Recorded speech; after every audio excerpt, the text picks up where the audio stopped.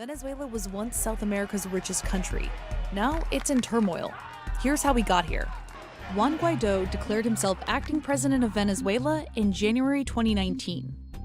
Venezuela, though, already had a president, Nicolas Maduro. The socialist leader has led the country since dictator Hugo Chávez's death in 2013. Maduro had just been sworn into his second six-year term earlier in January, but opposition boycotts and allegations of voter fraud tainted his election. The National Assembly, controlled by the opposition, did not recognize the results. U.S. President Donald Trump recognized Guaido as Venezuela's legitimate president and praised his plan to hold new elections. Maduro immediately accused the United States of trying to orchestrate a coup from Washington, D.C., and he gave the U.S. 72 hours to remove its diplomats. In January, thousands of Venezuelans marched in the streets. They called out Maduro's corruption and demanded he step down.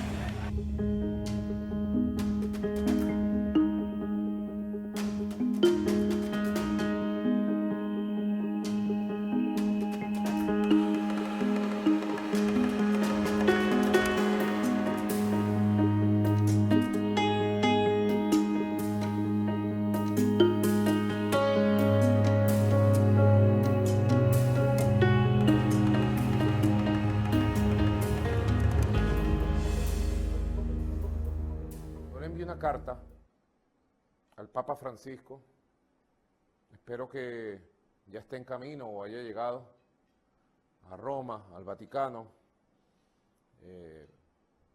diciéndole que yo estoy al servicio de la causa de Cristo. Yo soy cristiano, cristiano profundo de Cristo. El Papa sabe, yo soy un practicante de la fe, soy un practicante de la oración. Soy un cristiano de oración y de acción. Y en ese espíritu le he pedido que nos ayude a un proceso de facilitación, de fortalecimiento del diálogo. Le pido al Papa que ponga sus mejores esfuerzos, su voluntad para ayudarnos en ese camino del diálogo. Y ojalá tengamos una amenaza positiva. No puedo decir hoy que haya un riesgo. Hay una amenaza que empezó en agosto del año 2018. Fue la primera vez que Trump habló de una intervención militar a Venezuela. Hacen llamar al equipo Venezuela y se dedican diariamente, en la mañana, en la tarde, en la noche, a conspirar contra Venezuela, a hacer llamados al golpe de Estado militar y a amenazar de una opción militar a Venezuela. Yo sí le digo al mundo entero, necesitamos la solidaridad, la conciencia, para que no vaya a haber una locura guerrerista y no vayan a convertir a Venezuela en un nuevo Vietnam. Sí, digo un nuevo Vietnam, porque el pueblo venezolano, nuestra Fuerza Armada Nacional Bolivariana, no dejaríamos que jamás se toque un palmo del territorio nacional.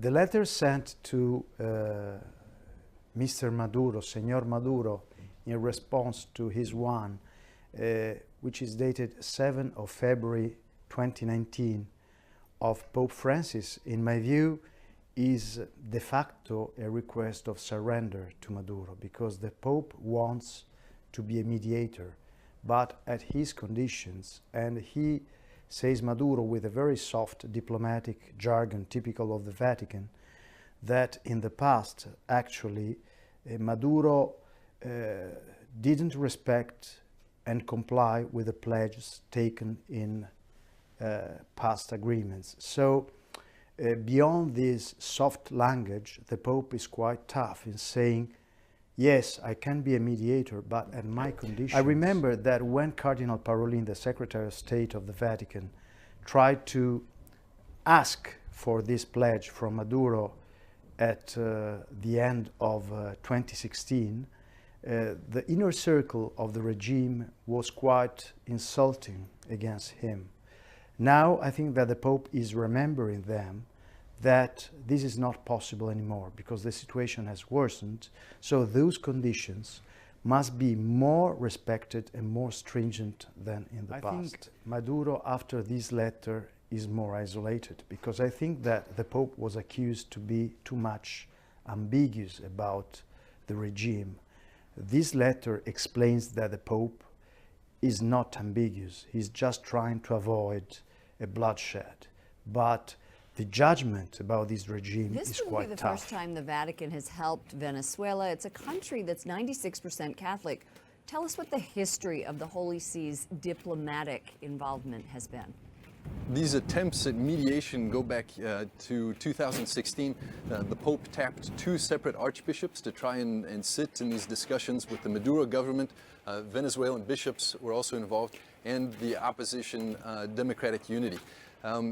They didn't come to concretely what the Pope and the Vatican were looking for, and the Pope actually said that in his letter. He said that they didn't follow through on what was agreed on paper.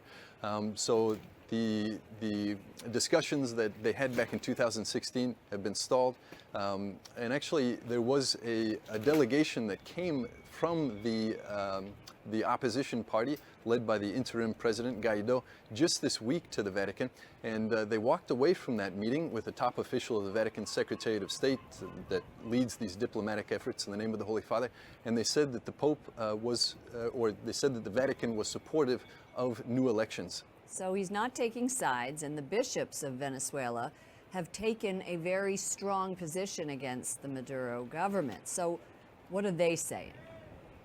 Well, when Maduro basically retained power in January, they declared that his government was illegitimate. Also, Cardinal Baltasar Porras, who's the apostolic administrator of Caracas, he said in comments that the previous attempts to facilitate dialogue through the Holy See were actually made a mockery by the Maduro government.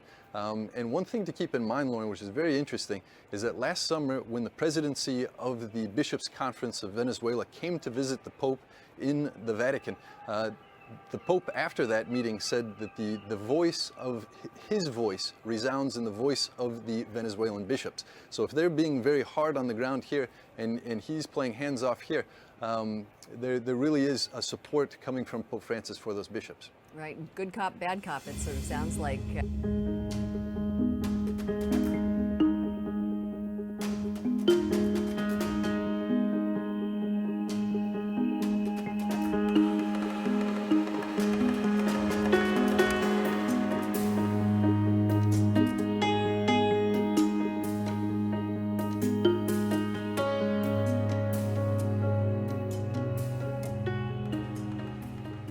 Venezuela's embattled president is under new pressure after more of America's European allies called for Nicolas Maduro to be replaced.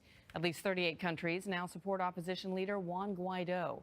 China and Russia are Maduro's main supporters right now, and this morning Russia's foreign minister called for talks between the government and the opposition. Elizabeth Palmer is in Venezuela, where Roman Catholic leaders are helping Maduro's opponents and others who just want to survive. Mass in La Vega not only fills the church, it draws an overflow crowd. Here, Father Alfredo Infante's spiritual message carries a strong political subtext. ¿Es un mensaje anti-Maduro? It's not directly anti-Maduro, he tells me. People have to decide for themselves, but the church has called his presidency unconstitutional.